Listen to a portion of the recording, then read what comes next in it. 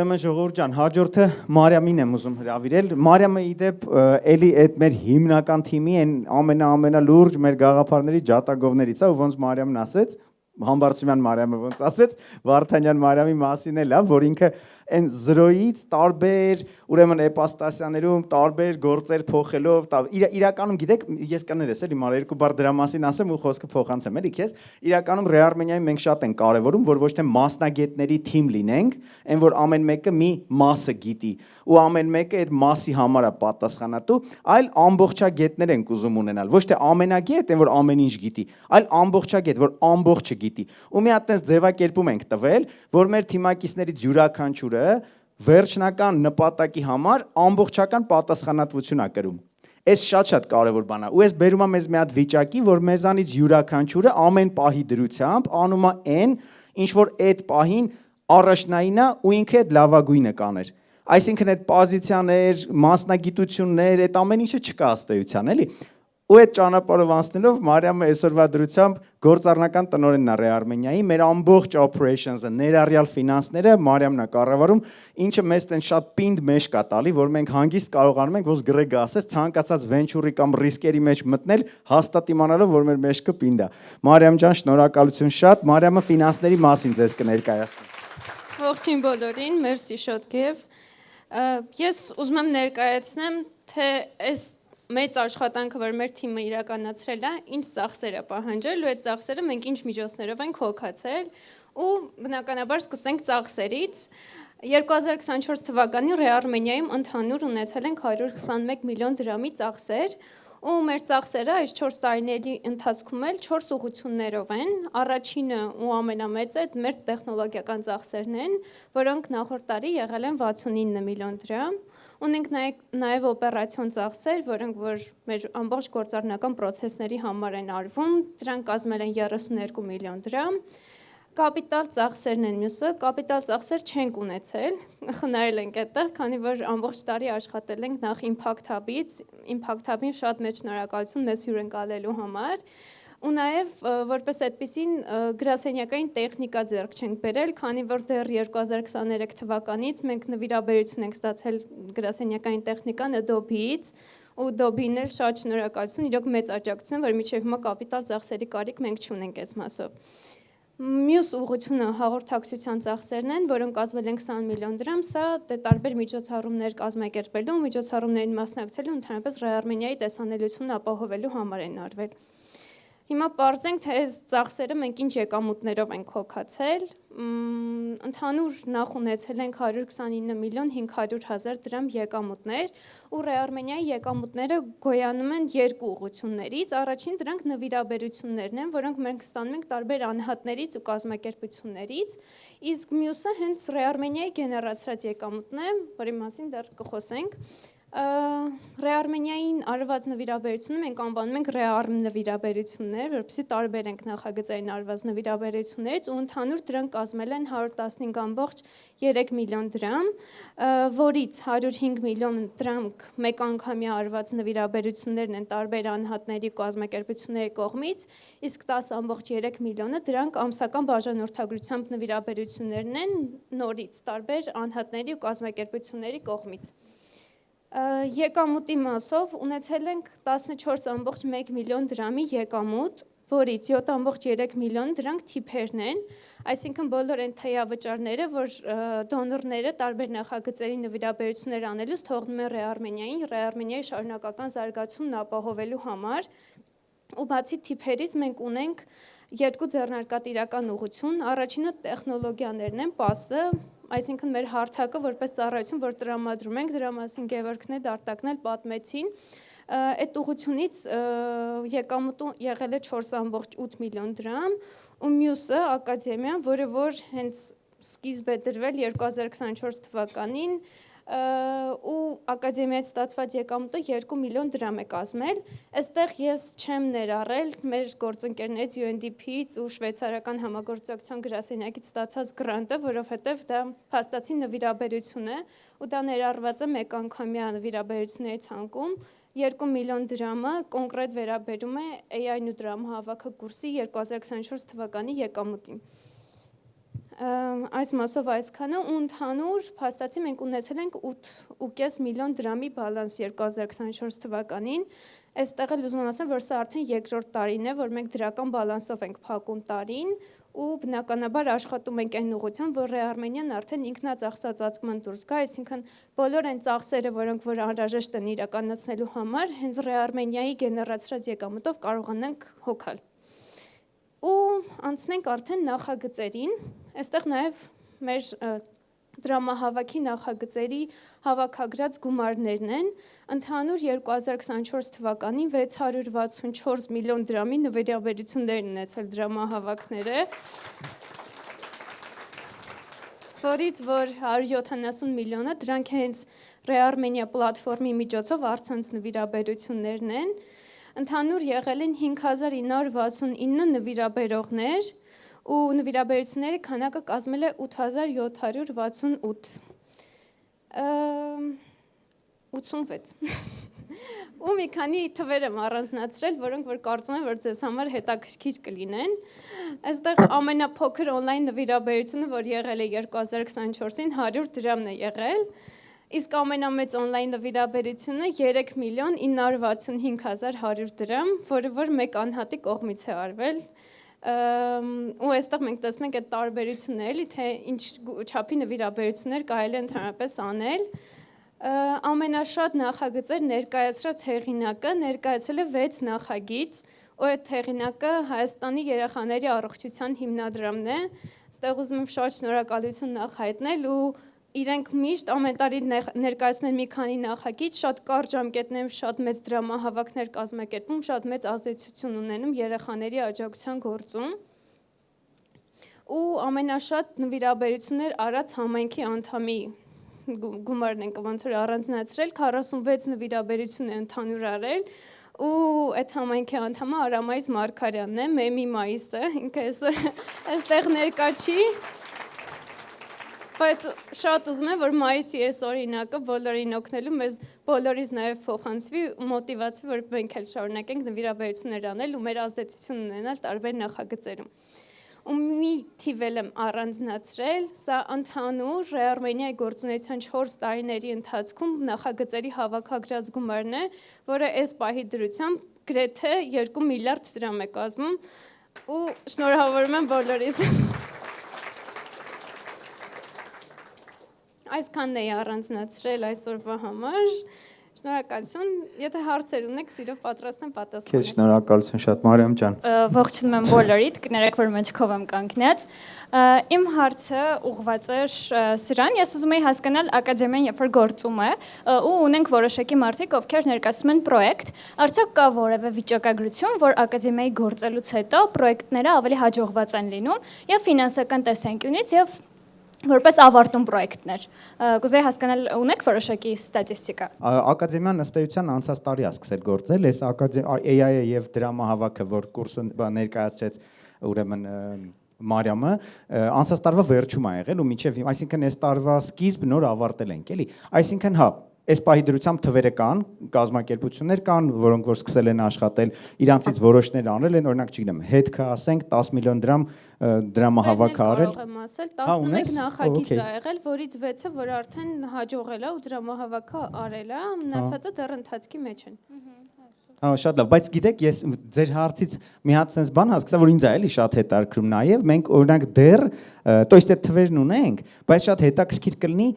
չափել, օրինակ ակադեմիայի ազդեցությունը այդ դրամահավաքի վրա, այդ ոնց կարելի անել, չգիտեմ, որովհետև ըստ էության բազմաթիվ գործիքներ, բազմաթիվ network-ներ են օգտագործվում յուրաքանչյուր դրամահավաքի մեջ, ու արդյոք ակադեմիայի ազդեցությունը հենց այդ դրամահավաքի վրա ինչքան է եղել, այդ ինձ թվում է բարդ առնելու չափելը, բայց հա, փաստորեն ունենք այդ տվյալները։ Ես մի քիչ վստահ կասեի, որ կա ակադեմիայի ազդեցությունը, որովհետև հենց պրոյեկտը վերցնելով, նախագիծ ունի պրոյեկտ, առանց ոչ մի գիտելիքի գալիս է ակադեմիա, այդ պրոյեկտը անելով ինքը սովորում է, այսինքն իր աշխատանքը ամբողջ ամիսների ընթացքում պրոյեկտ անելն է լինում, որը որ հենց ակադեմիայի mentorship թիփի արդյունքում է։ Ես փորձեմ պատասխանել նաև, մենք ունենք ակադեմիայի մասնակիցներ, որոնք մինչև ակադեմիայի մասնակցությունը էլի արել էին դրամահավաքի արշավ, մեզ ամենահետաքրքիրը իրենց հետադարձ կապներ, որովհետև մինչև այդ արել էին ու հիմա կրթվելով են անում, ոնց է տարբերությունը, ու ամենահետաքրքրական պատմությունները այդ դեպքում էին ստացվում, երբ որ մարդը գալիս ասում էր փաստորեն այն ինչ արել էի, սխալ էի արել, ակադեմիան ինձ ասեց, ոնց ինչքան շատ բան եմ ես սխալ արել, այդ ֆիդբեքը մեզ հուշում էր, որ ճիշտ ուղղության վրա ենք, ու ոնց որ Մարիամը նշեց, նաև հաջողության պատմությունները, երբ որ մարդիկ կարողանում էին նախ ճիշտ ընտրել ովքեր են իրենց նախագծի դոնորները եւ ճիշտ հաղորդակցվել նվիրաբերողների հետ, եւ այդ էլի թվապես կարող ենք պատասխանել ավարտուն նախագծերի թվով, ու նաև կարող եք բացել հարթակը եւ նայել ակադեմիայի մասնակիցների ցանկում արկա նախագծերի արշավի էջերը, ստատիստիկան, կարծում եմ դա էլ ձեզ բավականին պատկեր կտա։ Բայց երևում է այդ մասնակիցները, որ Մոնտեսորի ակադեմիայի մասնակիցներ են։ Մենք չի երևում, մենք կկիսվենք ցանկով, դուք կարող եք նայել իրենց արշավի էջերը եւ համեմատել օրինակ։ Շատ լավ, Մերսի շատ։ Մերսի, բայց էդ էլ ուրեմն արժի գիտես, օրինակ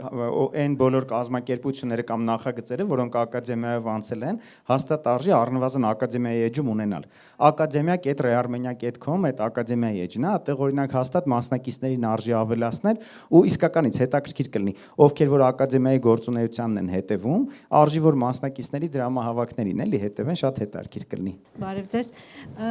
հարցը ձեզ է ուղղված, Գևորգ։ Եթե ես ճիշտ լսեցի, 2024-ին 80-ից ավելի նախագծեր եք ունեցել, ինձ հետաքրքիր է վերլուծել եք երևի, թե ձեր գնահատականը ինչ բնույթի նախագծեր էին դրանք, մեկ-երկու օրինակ ասեք, որոնք օրինակ ձեզ տպավորել են, եթե կհիշեք այդպիսիք, եւ ինձ 4 տարի արդեն անցել է ձեր նախաձեռնությունից, արդեն ունեք հաջողությունը, այսօր արդեն ամփոփումներ եք անում, կուզենայի գնայք սկիզբ այդ ակունքներին, ձեր գործի լավագույն ժամանակում չեք սկսել 2020 թվականին, երբ որ կար նաև որոշակի պառակ տուններ եւ Սփյուռքի միջև եւ գաղափարական եւ տարբեր չեմ ուզում խորանալ, ինչպես ձեզ վստահեցին, ինչի շնորհիվ, հետաքրքիր է։ Եթե կարելի է նմանատիպ հարցեր էլի, ամեն տեսակ հարց կարելի է, ցանկացած հարց կարելի է, որովհետև նորից համայնքով հավաքվել ենք շփվելու, ամեն ինչի մասին ինչ որ հետաքրքրում է, պետքա խոսենք։ Առաջի հարցի հետ կապված ճիշտ ասած չունեմ ես ստատիստիկան այդ 88-ից թե որ նախագծերը քանի տոկոսն են զբաղեցնում, կարող եմ ընդհանուր առմամբ ասել, որ առաջին տեղում թե իրանց հավաքած գումարով, թե դոնորների քանակով այդ երեխաների առողջությանը վերաբերող նախագծերն են։ Երկրորդ տեղում սովորաբար հենց կրթությանը վերաբերող նախագծերն են, հատկապես մարզերում ու տեխնոլոգիական կրթությանը վերաբերող նախագծերը։ Նոր երրորդ տեղում ահագին մեծ ուրեմն տարբերությամբ համայնքային զարգացման նախագծերն են ու դրանցից արդեն շատ ավելի ցածր ուրեմն թվեր ունեն մնացածը օրինակ մշակույթ, գիտություն եւ այլն, հա, մյուս ուղղությունները, սպորտը ցավոք սրտի էլի շատ ցածր ցուցանիշներ կա։ Հիմա մեր խնդիրը նաև համայնքի հետ միասին հասկանալն է, թե ոնց է պետք այդ education, այսինքն կրթելը մնացածին, այդ տալու մշակույթը ձևավորելը, սեփականատիրոջ այդ զգացումը ինչքան հնարավոր ավելի տարածելը, որպեսզի հասկանանք, որ այդ երեխեքի սպորտի որակը հայկական մշակույթի տարածման հարցը մեզանից յուրաքանչյուրինն է ու փորձենք ոչ միայն ոնց որ մեր էմոցիաներին կպնող, այլ նաև մեր զարգացման համար գերկարևոր ուղղություններին հանգանակություններ անենք։ Նո այս պահին հենց հետքի նախագիծը հիշեցի, որ թերևս շատ հետաքրքիր նախագիծ էր, իրանք ուրեմն մի հատ սպուտնիկային սերվիսի բաժանորդագրություն էին ուզում ձեռք բերել, որը տարեկան $10,000, կարծեմ թե 10 միլիոն դրամ են տարեկան վճարում, որը հնարավորություն է տալիս բարձր ռեզոլյուցիայով ցանկացած կետի ուրեմն լուսանկարը ստանալ սպուտնիկների օգնությամբ ու հետաքննող լրագրողների համար դա շատ կարևոր հարց է լուծում, սկսած օրինակ Արցախում մշակութային ժառանգության ուրեմն վնասելու, վերացնելու դեպքերը բացահայտելու, շարունակած սահմանների վիճակը մոնիտորինգ անելով, այսինքն մի շարք խնդիրներ լուծելու համար շատ կարևոր նախագիծ էր ու տենց շատ ուրախ եմ, որ այդ նախագիծը իրապես ստացվեց։ Հիմա հետքը ունի Այո, ու ոչ միայն հետքը, իրանք կիսվում են նաև իրանց պարտներ, եթե չեմ սխալվում, էլի, մյուս լրատվամիջոցների հետ եւս, բայց մի բան կուզեմ դրա վերաբերյալ ասել, որովհետեւ դուք պատկերացնեք Ռեարմենիայում ամենատարբեր նախագծեր կարող եք տեսնել։ Այդ որ տեսանք, չէ, 100 դրամից մինչև 3 միլիոն դրամ դրամահավաք, նույն ձևով օրինակ Ստեփանակերտի Բարդակ փաբը տեղափոխվել է Երևան ու այդ փաբի ֆուտբոլի սեղան առնելու համար դրամահավաք են արել, ասենք, փողը հավաքել են, սեղանը առել, նվիրել են այդ փաբին, տեղից սկսած, վերջացրած առաջի հայկական արբանյակը, որ թռել է տիեզերք, Հայասաթը, ասենք, Հայասաթի, ուրեմն տիեզերք թռնելու համար դրամահավաք արել Արմենիայում արվել նաև։ Ուզում եմ ասեմ, որ դիապազոնը շատ մեծ է, էլի։ Ինչ վերաբերում է վստահությանը, գիտեք, վստահության մասով Ռեարմենիայի համար մեկ արժեքն է այդ, այսինքն մենք երկար մտածել ենք ու հասկացել ենք, որ փոխադարձ, ուրեմն առհասարակ համագործակցությունը բացառվում է, եթե փոխվստահություն չկա, համագործակցությունը բացառիկ արդյունքներ է տալի, եթե այդ փոխվստահությունը կա, բայց անատոմիան վստահության, որ ուզում ես հասկանաս ինչպիսին է, ինչու՞մ է կայանում այդ խնդիրը, հասկանում ես, որ առաջին հերթին թափանցիկության մեջ է, այսինքն եթե ես լրիվ բաց եմ ձեզ համար, ասես ինչ մտածում խոսում եմ, իմ մասին ամեն ինչ գիտեք, ես ինչ եմ ուզում, ինչ կարող եմ, ինչ չեմ կարող, ինչ գիտեմ, ինչ չգիտեմ, դուք շատ հեշտ եք արդեն ինձ վստահում։ Ու նույն ձևով եթե դուք եք բաց իմ հանդեպ, արդեն ես էլ ձեզ եմ վստահում ու մեր համագործակցությունը շատ արդյունավետ է ալնում։ Ու Ռեարմենիայի համար մեկ խնդիրը գործառնական իմաստով օպերացիոն process-ների էլի մեջ հենց դա է դրվել, որպեսզի յուրաքանչյուր նախագիծ, որը կներկայացվի հարթակում, լինի բացարձակ թափանցիկ։ Այն ֆինանսներից սկսած, թիմի կարողություններով, հետո իմիջիալոց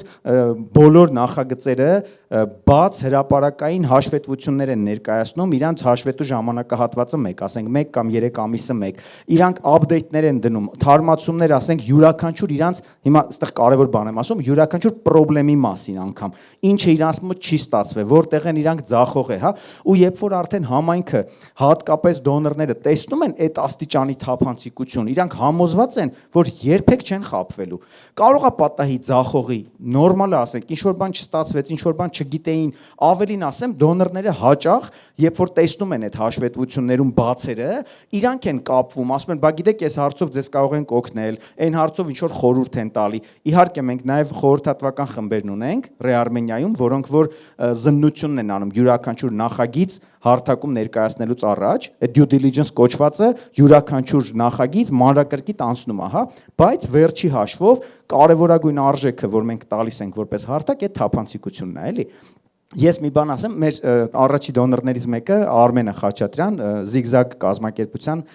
նախագահն է, իր հետ որ խոսում էինք, երբ որ Ռեարմենիան պատմեցի, ու ինքը sense բան արեց, ասեց, «Էս ինչ ընտիր բան եք սարքում, հələ նոր էինք սկսում», բայց ես ջոկեցի, որ ինչ որ ուրիշ բան է գտել մեջ, էլի, ասացի, «Այդ ինչն է, որ քեզ հետաքրքրում է»։ Լսի, ասում եմ, ինձ ասում եմ, իմ ընկերներին բազմաթիվ մարդիկ են դիմում, տարբեր նախագծերի համար ֆինանսներ են ուզում։ Հիմա մի կողմից ասում եմ, ես այդքան փող չունեմ, որ բոլորին տամ, մյուս կողմից այդքան ժամանակ չունեմ, որ բոլորին զննեմ, հասկանամ ում տամ, ում չտամ։ Ու ինչ որ անհասկանալի վիճակում ենք, էլի հայտնվում։ Ու հիմա ասում եմ, Ռեարմենիա փրկություն է մեր համար, ցանկացած մեկը որ դիմում է, կուղարկեմ Ռեարմենիա, դուք due diligence-ը կանցկացնեք, եթե ինքը հայտնվեց հարթակում, կիմանամ վստահելի է արդեն donation կանեմ, եթե չէ։ Այն ոնց որ ասում եմ, մենք նաև դոնորներին ենք այդ իմաստով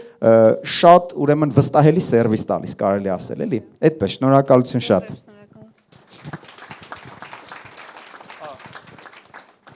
Ես ուզում եի հարցնել այդ զնման փուլը, հաստատման փուլը ինչքան է տևում ձեր մոտ, նախագծի ծավալից է կապված, թե ինչ որ ֆիքսված թիվ ունեք, ժամանակահատված ունեք, որ հաստատում եք ու լայվ եք տալի ձեր Ռեարմենիայում։ Շնորհակալություն շատ հարցի համար։ Տեսեք, զննությունը կախված է նախագծից, նախագծի հեղինակի, նաև ուրեմն այդ զննությանը պատրաստ լինելուց։ Մասնավորապես երկու հիմնական փուլ անցնում։ Առաջինը այդ ուրեմն վստահության ու անվտանգության բաժինն է, որը որ ֆինանսական ու իրավական տեսանկյունից է նախագիծը ստուգում։ Երկրորդը, կարևոր երկրորդ կտորը, այդ խորհրդատվական խմբերն են, որոնք ոլորտային մասնագիտացված խմբեր են, իրանք 3 ուրեմն կրիտերիա են ստուգում։ Պրոբլեմը, լուծումը, թիմը։ Արդյոք այդ պրոբլեմը կա թե չէ,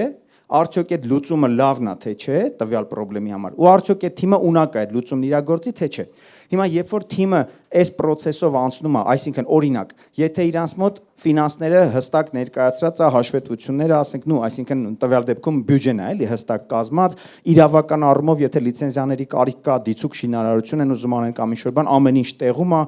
թիմը բալանսավորված, թիմը պրոբլեմը հստակ ձևակերպված է, լուծումը նախկինում փորձարկված, ասենք, նաև լուծումը, խնդիր չկա, շատ արագ անցնում։ Թվերով եթե ասեմ,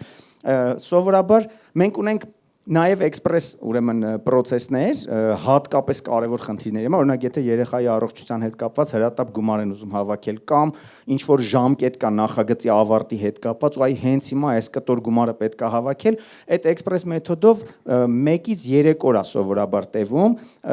նորմալ process-ը որ գնում է մոտավորապես 7 օր է տևում, եթե նախագիծն ամբողջությամբ պատրաստ է, բայց առանձին դեպքերում, երբ որ ինչ որ կիսատ բաներ կան, արդեն հեղինակից կախված շատ տարբեր կարա տևի։ Դեպք ենք ունեցել, որ մի 3-4 ամիս տևել է, իդեպ այդ ընթացքն էլ ոչ միայն այո ոչով է շփումը լինում, որ հա ընդունում են կապ չենք ընդունում, հաճախ օրինակ նույն Մունք տեխնոդպրոցի դեպքը, հա, իրանք որ դիմում էին Ռեարմենիային, դիմում էին Մուշկապատի տեխնոպարկ պրոյեկտով, բայց հետո երկար քննարկումների արդյունքում համ մեր թիմի, համ նաև խորհրդատուների, օրինակ մեր կրթության ոլորտի lead advisor-ը, առաջատար ուրեմն բանը խորհրդականը Արամնա Փախչանյան, ով որ ոլորտը շատ լավ գիտի ու Արամից բացի էլի մարդիկ ներգրաված են, ովքեր որ կրթության կամ տեխնոլոգիաների հետ կապված մեծ փորձ ու գիտելիք ունեն ու իրանք լրիվ բաց են, կիսվում են իրանց փորձով, գիտելիքով խորհուրդներ են տալի, հեղինակը գնում է, խորհուրդների հիման վրա փոփոխություններ արած, հետա գալիս էլի։ Ու երբ որ արդեն նույն ձևով օրինակ Մուշկապատի տեխնոպարկը Մունք տեխնոդպրոց դառավ արդեն նոր կոնցեպտով, նոր գործընկերներով ու ընդամենը 2 ամսվա ընթացքում 70 միլիոն դրամ հավաքեցին, էլի։ Այդպես պատասխանեցի չէ՞ ուսում։ Ձեզ շնորհակալություն շատ։